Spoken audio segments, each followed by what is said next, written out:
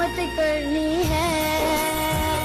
मुझे इंसानियत की खिदमत करनी है।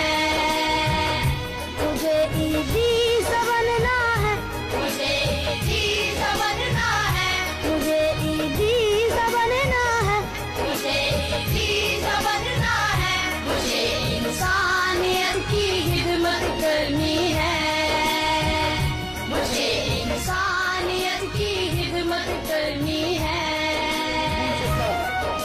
बलूचिस्तान में मैं ये पहले भी कह चुका हूं, मैं आपको याद कराना चाहता हूं कि बलूचिस्तान में खुशहाली थी, वहां लोगों की जानों पर तरफदारी करूंगा। मैं अल्लाह के हुक्म पर ही चलूंगा। मैं फिरकों की न तरफदारी करूंगा। मैं अल्लाह के हुक्म पर ही चलूंगा।